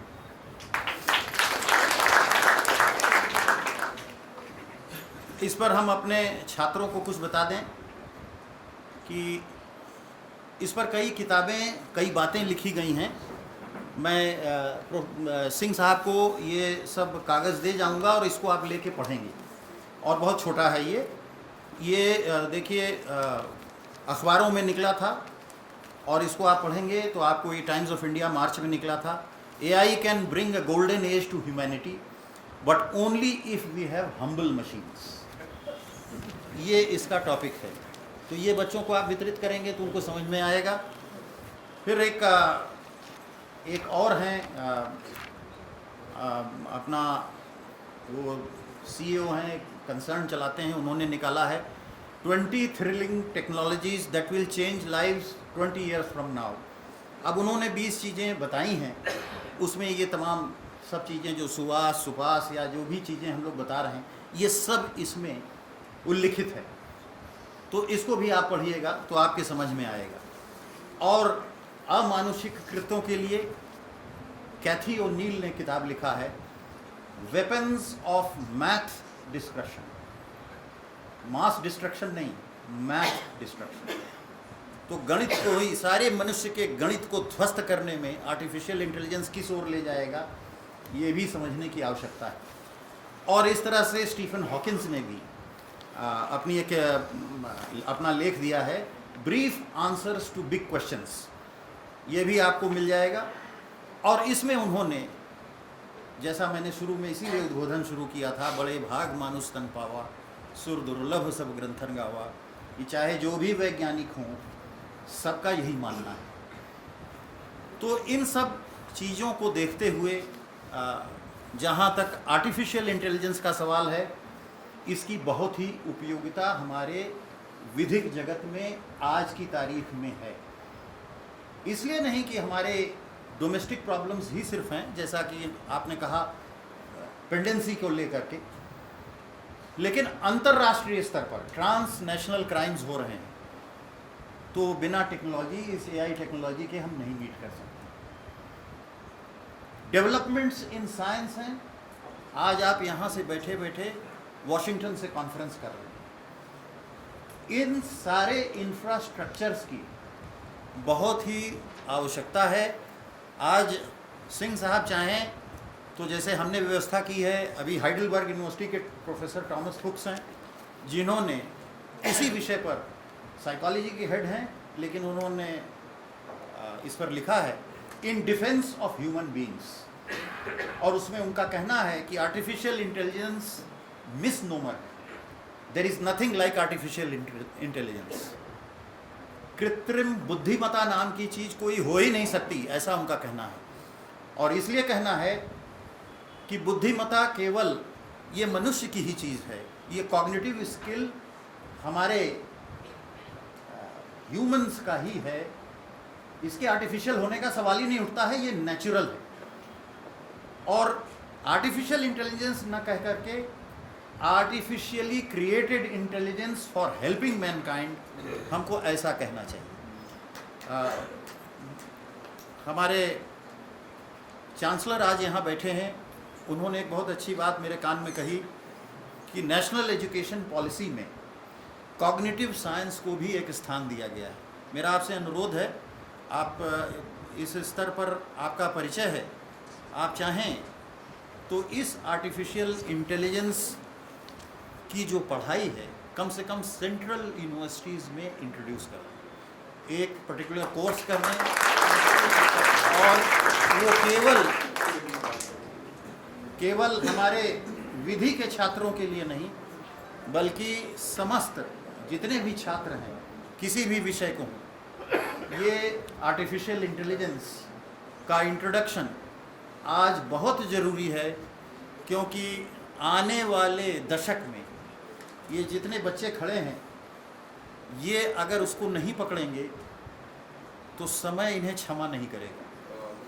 तो इसलिए भविष्य की सुरक्षा के हेतु ये बहुत आवश्यक है कि आर्टिफिशियल इंटेलिजेंस की अच्छी चीज़ों को हम ज़रूर पकड़ें, क्योंकि हम नहीं पकड़ेंगे तो ब्राज़ील, एस्टोनिया, ऐसे देश पता नहीं कहाँ चले गए हैं, और अमेरिका, इंग्लैंड, चाइना का तो कोई पूछना ही नहीं है कहाँ पहुँच गए हैं। और कुलपति महोदया ने उस रोबोट की बात की कि चाइना में ये हो रहा है, ये मैं दे जाऊंगा यहाँ, जो आप लोग जानते होंगे, वैसे सिर्फ जानकारी के लिए, ये जापान में ये रोबोट पेपर आया है जो हमारे सेंटिमेंट्स को और इमोशंस को समझ रहा है। अब इस स्तर का आर्टिफिशियल इंटेलिजेंस आपके साथ कोई साथ देने वाला संसार नहीं है, लेकिन वो रोबोट आपका साथ दे सकता है अगर उसने आपकी सारी व्यवस्थाएं समझ ली तो। और ऐसा उन्होंने ये सब एक्सपेरिमेंट करके सिद्ध कर दिया। तो ये कोई ज़रूरी नहीं है कि कल आप वकालत पास हो जाएं तो रोबोट वकील भी आपके सामने आ सकता है, और फिर रोबोट वकील से भी आपको इससे वो करना होगा। बहरहाल हमने आपका समय अधिक लिया है, लेकिन अधिक लेने का अर्थ ये नहीं था कि हम समय में कमी कर दें, क्योंकि कुलपति महोदया ने कही दिया है, वो फिर इसमें तारीख जरूर लगाएंगी। बहुत बहुत धन्यवाद। बहुत बहुत धन्यवाद सर। हालांकि मैं बहुत तुच्छ हूँ आपको धन्यवाद ज्ञापित करने के लिए, और we can say artificial intelligence is the new normal. Sir के वक्तव्य पर, व्याख्यान पर मैं और कोई कमेंट करने के लिए सक्षम नहीं हूँ, और मैं इस कड़ी में विश्वविद्यालय के कुलाधिपति प्रोफेसर बलवंत शांतिलाल जानी जी से निवेदन करता हूँ कि वे आएँ एवं अपना उद्बोधन प्रस्तुत करें।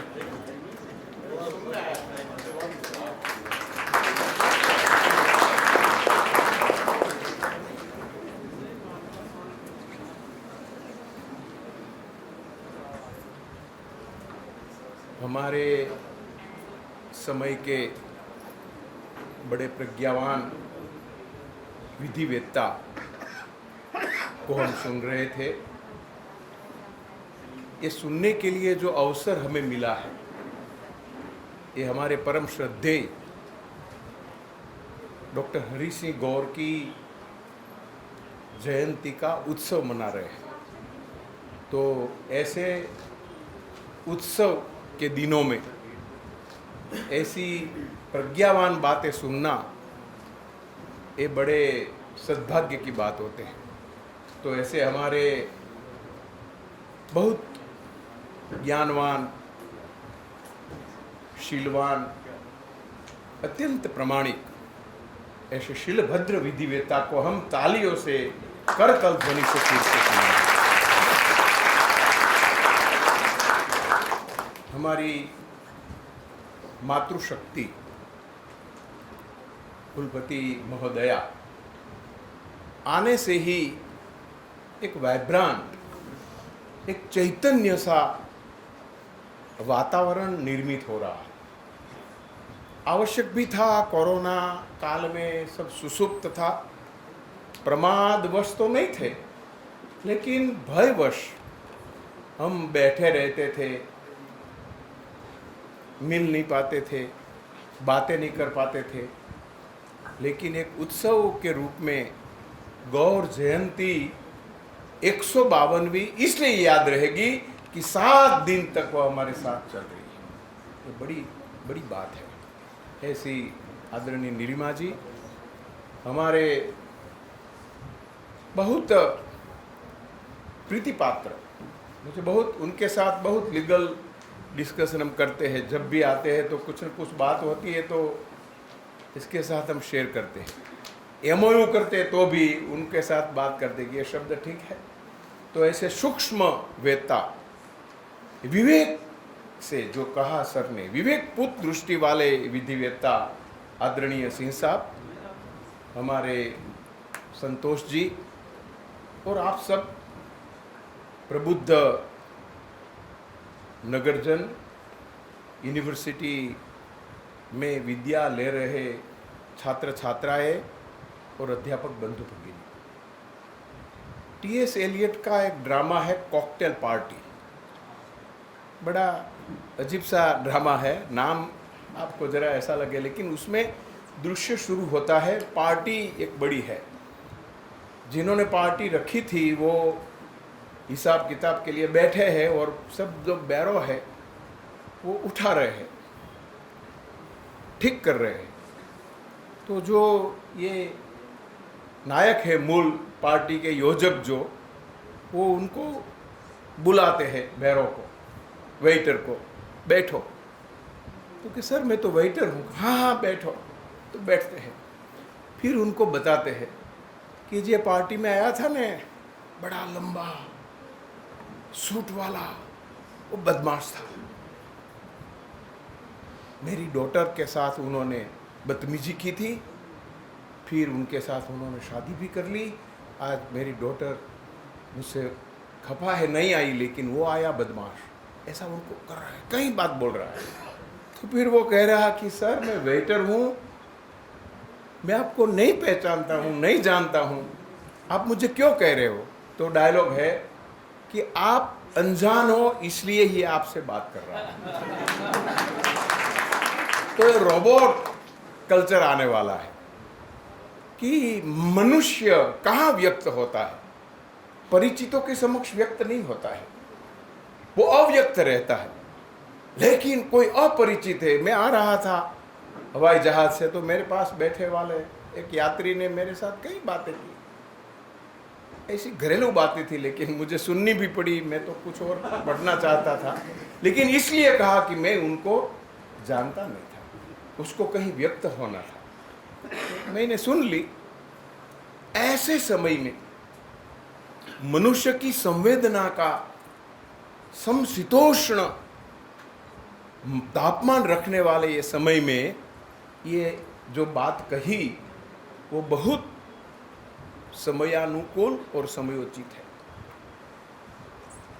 जब भी आता हूँ तब घंटों तक मैडम से लगातार हमारा सत्संग चलता है। उनको पता भी रहता है कि कहाँ कहाँ क्या काम हो रहा है। तो आजकल हम राष्ट्रीय शिक्षा नीति में Indian institute of translation and interpretation IITI बना रहे हैं। उनके एक्ट की कामगिरी में लगे हुए DP सिंह सर, कई लोग हैं हम। तो उसमें कॉग्निटिव साइंस, कॉग्निटिव स्टडीज़ की बात बहुत होती रहती थी। कई किताबें भी, कहीं मैंने गूगल से सर्च भी किया, कई प्रोफेसर से चर्चा भी की। तो हम बात कर रहे थे पिछली बार कि हमको यहाँ कॉग्निटिव साइंस का PG डिप्लोमा हम शुरू करेंगे, सेल्फ फाइनेंस।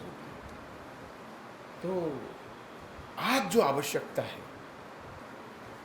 सिर्फ पारंपरिक ढंग से अभ्यासक्रम हो, पारंपरिक ढंग से जयंती मनाना हो। ये देखो, ये पारंपरिक ढंग से तो ये रिचुअल्स हो जाता है। 26 डेट हमको गौर जयंती मनानी है, बस बात खत्म हो गई। जिस तरह हम 26 जनवरी 15 अगस्त मनाते, ऐसा नहीं, यहाँ उत्सव के रूप में ये मना रही है। तो मुझे बहुत अच्छा लगा इस बार। मैं तो कल ही आने वाला था, लेकिन ये जब टाइम टेबल मेरे पास आया, टिकट अब तक ली नहीं थी, विषय इतना अच्छा था कि मैंने सोचा कि मुझे सुनना है और आना है। तो मैंने तुरंत परसों बता दिया कि मैं 23 को आ रहा हूँ।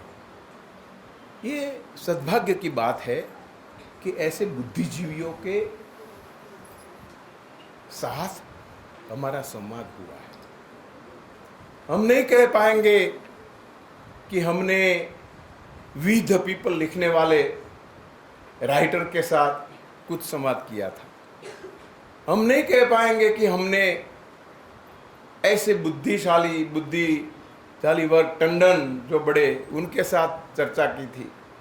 लेकिन हम कह पाएंगे कि हमारे समय के एक बड़े बुद्धिजीवी, हाईली इंटेलेक्चुअल पर्सन,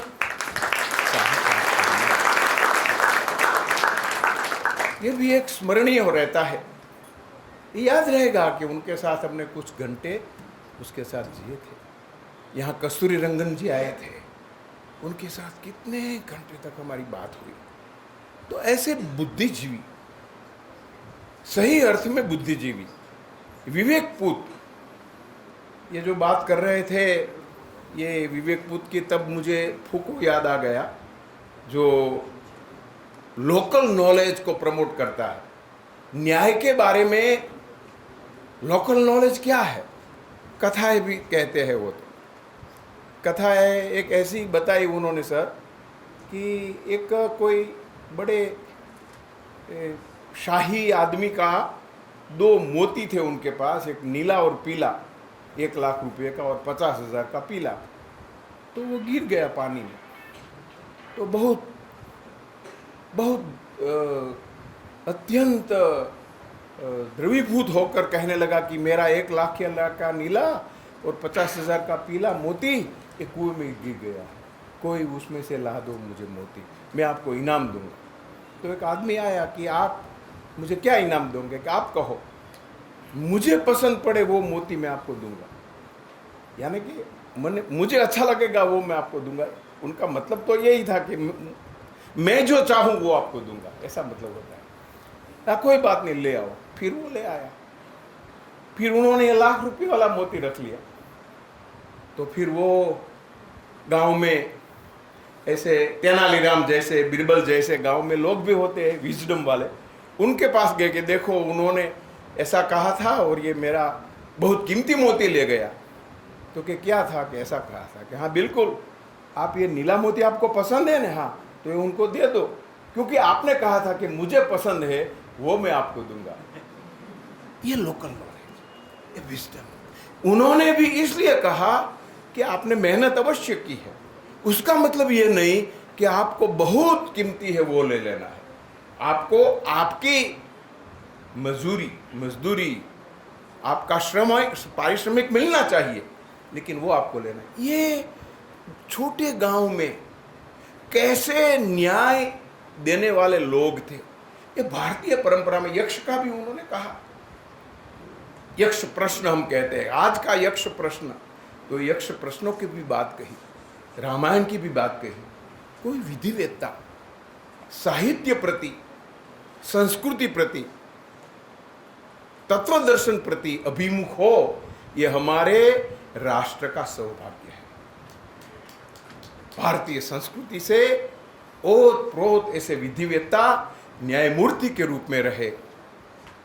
मुझे श्रद्धा है, ऐसा नहीं कहूंगा, मुझे विश्वास है कि उन्होंने जो न्याय तोलन किया होगा वो ऐसी विवेक बुद्धि, ऐसी संस्कृति प्रीति और भारतीय मूल्यों से अनुप्राणित होगा। तो ऐसे भारतीय मूल्यों से अनुप्राणित एक सज्जन और सज्ज, ये दोनों बात बड़ी मुश्किल ही है। जो सज्जन होते हैं वो सज्ज नहीं होते हैं, अपने विषय में इतने माहिर नहीं होते, और अपने विषय में माहिर होते, सज्ज होते, वो इतने सज्जन नहीं होते। लेकिन हमें अच्छा लगा कि ऐसे सज्ज और सज्जन संस्कार पुरुष से आज हमारा मिलना हुआ। गौर जयंती के अवसर पर सागर में बीती ये शाम मेरे लिए चिर स्मरणीय रहेगी। उनको बहुत बहुत धन्यवाद। नमस्कार।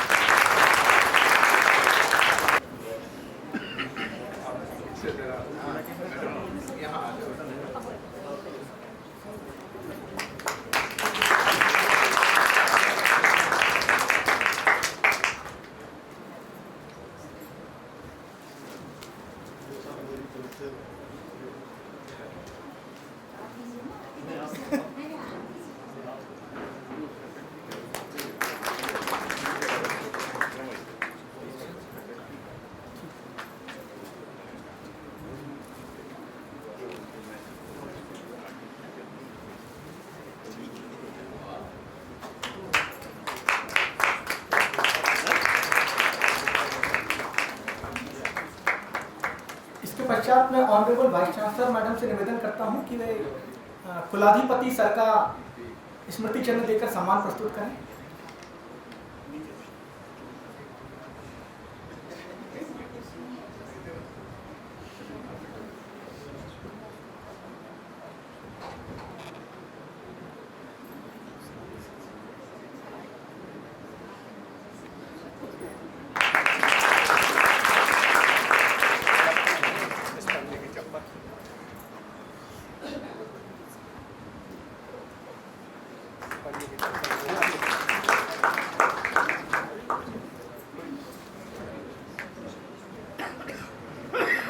मैं रजिस्ट्रार सर एवं प्रोफेसर पीपी सिंह सर से निवेदन करता हूं कि वे माननीय कुलपति महोदया मैडम का सम्मान प्रस्तुत करें स्मृति चिन्ह देकर।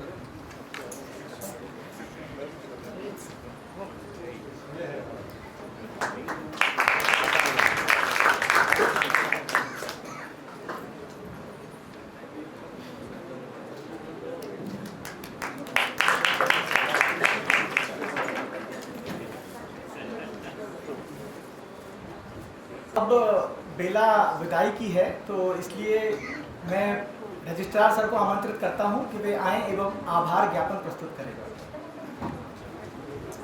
कार्यक्रम अपने अंतिम चरण पे है।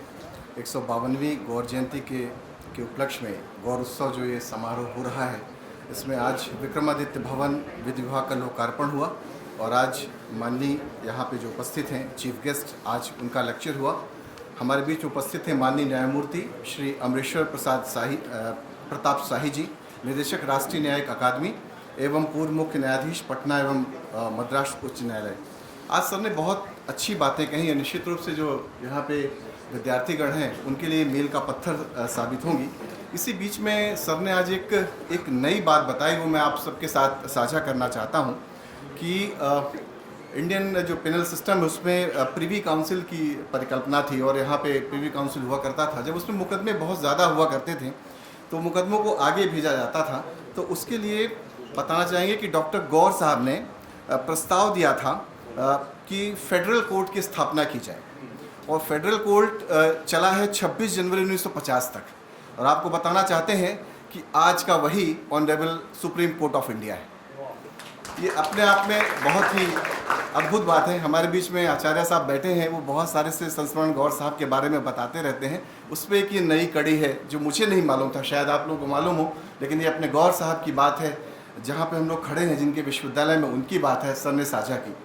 सर ने एक और बड़ी अच्छी बात बताई। इसके पहले मैं एक छोटी सी बात आपको बता देता हूँ कि एक बार किसी शिक्षक ने अपने विद्यार्थी से पूछा कि भारत की सबसे खतरनाक नदी कौन सी है। तो उस स्टूडेंट ने उत्तर दिया भावना। तो बोले ये कौन सी नदी है? तो बोले एक ऐसी नदी है जिसके बहाव में सभी बह जाते हैं। और जब सर ने बात की रोबोटिक कि रोबोट भी एडवोकेट सामने आएंगे और वो भावनाओं के आसपास पहुंच गए हैं, तो सोचिए वो दृश्य कैसा होगा। और निश्चित रूप से वो पल आने वाला है कि रोबोट को जो आदेश देते काम करते हैं, लेकिन उनका भावनाओं पे अभी अतिक्रमण नहीं है। लेकिन सर ने ये बात बता दी है कि ये इन्वेंशंस हो रहे हैं, डिस्कवरी चल रही है कि जो भावनाओं का जब रोबोट पे असर होगा तो फिर देखिए कोर्ट में कैसे माहौल होगा। सर ने एक और बहुत अच्छी बात कही कि law is good, justice is better. और इसके अलावा सर ने ये भी कहा कि justice should not be substituted by science but by compassion. और उन्होंने कहा कि आर्टिफिशियल जो इंटेलिजेंस है it should B for helping Mankind. At the same time madam ने सहर्ष उसको स्वीकार किया है आर्टिफिशियल इंटेलिजेंस के कोर्स के लिए। वो ऑलरेडी हम लोग उस पर प्रयास कर रहे हैं, सर भी प्रयास कर रहे हैं। तो ये सब बातें जो आज सर ने अपने वक्तव्य में कहीं अद्भुत है। और निश्चित रूप से जो 35 साल का सर का कार्यकाल है वो यहाँ पे सर ने अपने करीब 50 मिनट के भाषण पे उसको साझा किया है। और मैं दावे के साथ कह सकता हूँ कि जो आने वाले विद्यार्थी हैं उनके लिए बहुत ही मील का पत्थर साबित होगा। आज के कार्यक्रम की अध्यक्षता कर रहे हैं हमारे माननीय प्रोफेसर जानी साहब। निश्चित रूप से उनका पितृ पुरुष की तरह हमेशा ही मार्गदर्शन हम सबको मिलता रहता है। और जैसा कि ऑनरेबल मैडम ने रिक्वेस्ट किया कि आज इतना बड़ा लेक्चर है और जो उनका वो था प्लान आने का उसको प्रीपोन करके आज सर उपस्थित हुए हैं। हम सर आपका तहे दिल से आभार व्यक्त करते हैं कि आप सर यहाँ पे आए और कार्यक्रम की शोभा बढ़ाएं। कार्यक्रम की जो रूपरेखा है उसको तय करने के लिए आदरणीय जो विश्वविद्यालय की कुलपति महोदया हैं प्रोफेसर नीलिमा गुप्ता जी, हम आपको बता दें कि 2009 पे ये विश्वविद्यालय तब्दील हुआ सेंट्रल यूनिवर्सिटी में। और सेंट्रल यूनिवर्सिटी में तब्दील होने के बाद ये गौर साहब के लिए पहला 7 दिवसीय कार्यक्रम है जो मैडम के कार्यकाल पे हो रहा है। और ये आप सभी जानते हैं कि मैडम को अभी भी यहाँ पे आए हुए 2 महीने भी नहीं हुए हैं, लगभग 1.5 महीने का कार्यकाल हुआ है। और इस तरह का कार्यक्रम है। और इस कार्यक्रम जो आपने देखा होगा, अपने इन्विटेशन कार्ड आपके हाथों पे होंगे, आपने देखा होगा कि जैसे जो पुष्पहार होता है उस पर जिस तरह फूल गुथे होते हैं, इस तरह कार्यक्रम इस पर गुथे हुए हैं। आप इस पर गौर करिएगा। और सभी एक से एक बढ़ के कार्यक्रम है जिसपे आप लोगों को आनंद की अनुभूति होगी। और इसमें खास बात यह है कि विश्वविद्यालय में विद्यार्थियों, शिक्षकों, कर्मचारियों, अधिकारियों और इसके अलावा आपको बता दें ये कार्यक्रम की व्यू रचना रचने पे शहर के समस्त जनप्रतिनिधियों, इसके अलावा पत्रकार बंधुओं और नागरिकों का बहुत बड़ा रोल है। तब जाके ये 7 दिन का जो कार्यक्रम है ये रोल आउट हुआ है। इसके लिए आप सभी लोग बधाई के पात्र हैं। इस कार्यक्रम के लिए आप देख रहे हैं कि ये पूरा हाल खचाखच भरा हुआ है। और सबसे बड़ी बात यह है कि विद्यार्थी बहुत चाव से आदरणीय हमारे शाही साहब को सुन रहे थे। इसकी पूरी जो व्यू रचना है आदरणीय हमारे प्रोफेसर पीपी सिंह साहब ने रची है। और ये जो कार्यक्रम इस अंजाम तक पहुंचाया है इसके लिए हम उनका और उनकी पूरी टीम का विश्वविद्यालय प्रशासन की ओर से आभार व्यक्त करते हैं। इस कार्यक्रम में मैं देख रहा हूँ कि शहर से बहुत सारे से वरिष्ठ सम्मानी अधिवक्ता गण उपस्थित हैं, जिसमें आदरणीय श्री रावत साहब उपस्थित हैं, प्रोफेसर सुरेश आचार्य जी हैं, प्रोफेसर दिवाकर शर्मा ये सामने बैठे हैं। बहुत दिनों बाद इनके दर्शन हुए हैं, क्योंकि सर तो बिल्कुल आना यूनिवर्सिटी बंद कर दिए थे। डॉक्टर अंकलेश्वर दुबे साहब हैं, अध्यक्ष जिला अधिवक्ता संघ, और आपकी पूरी कार्यकारिणी यहाँ उपस्थित है। डॉक्टर सुरेंद्र सुहाने साहब बैठे हैं, डॉक्टर राजेंद्र यादव जी हैं, डॉक्टर वंदना गुप्ता जी विशेष रूप से शहर से यहाँ पधारी हैं। आप सबका हम विश्वविद्यालय प्रशासन की ओर से आभार व्यक्त करते हैं। इसके अलावा बहुत सारे सम्मानित अधिवक्तागण उपस्थित हैं, नागरिकगण उपस्थित हैं, पत्रकार बंधु उपस्थित हैं। आप सबका भी विश्वविद्यालय की ओर से आभार व्यक्त करते हैं। विश्वविद्यालय के समस्त अधिष्ठातागण, निदेशकगण, विभागाध्यक्षगण, learned faculty members, officers, employees and students of the university, आप सब लोग यहाँ बैठे हैं और आप लोगों ने कार्यक्रम की शोभा बढ़ाई, इसलिए आप सबका मैं आभार व्यक्त करता हूँ। इसके अलावा मैं देख रहा हूँ कि प्रोफेसर पीपी सिंह साहब के साथ इनकी पूरी टीम है, जिसमें आज का कार्यक्रम का संचालन डॉक्टर विकास अग्रवाल जी, डॉक्टर अनुपमा पंडित सक्सेना जी, समस्त शिक्षकगण, समस्त गेस्ट फैकल्टी और विधि विभाग के समस्त कर्मचारीगण का भी हम आभार व्यक्त करते हैं। मीडिया से पधारे हुए समस्त मीडिया कर्मी, जो हमारे सम्मानित पत्रकार बंधु हैं। इसके अलावा विश्वविद्यालय का कई सेल्स हैं जिनका बहुत बड़ा सहयोग रहा है इस कार्यक्रम के सफल संचालन पे, जिसमें कि श्री डॉक्टर विवेक जायसवाल जी हैं, मीडिया अधिकारी EMRC की डॉक्टर पंकज जी हैं, उनकी पूरी टीम, जैसा कि आप कैमरा देख रहे हैं इसका लाइव प्रसारण भी चल रहा है। इंजीनियरिंग की पूरी team, library department, law department, समस्त सिक्योरिटी पर्सनल जो कि हमारे यादव साहब के नेतृत्व में है, प्रॉक्टर एंड प्रॉक्टोरियल बोर्ड, ये सभी लोग यहाँ उपस्थित हैं और जो प्रत्यक्ष और परोक्ष रूप से इस कार्यक्रम पे यहाँ पे उपस्थित हैं, आप सबका विश्वविद्यालय प्रशासन की ओर से सम्मान। इसके पहले आपको बता दें कि इसके बाद ठीक बाहर यहाँ पे स्वल्पाहार का इंतज़ाम है, आप लोग उसको ग्रहण करिएगा। और अब हम सब लोग खड़े होंगे राष्ट्रगान के लिए।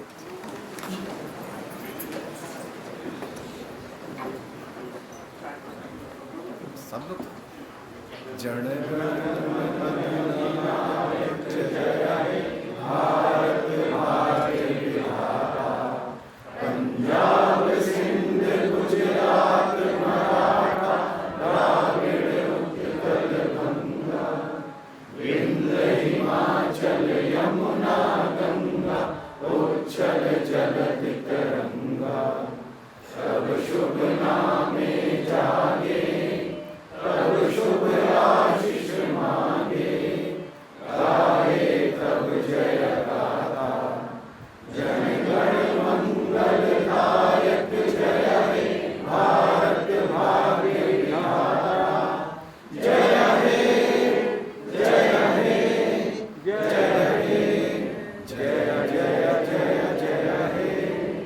डॉक्टर गौर, जय हिंद।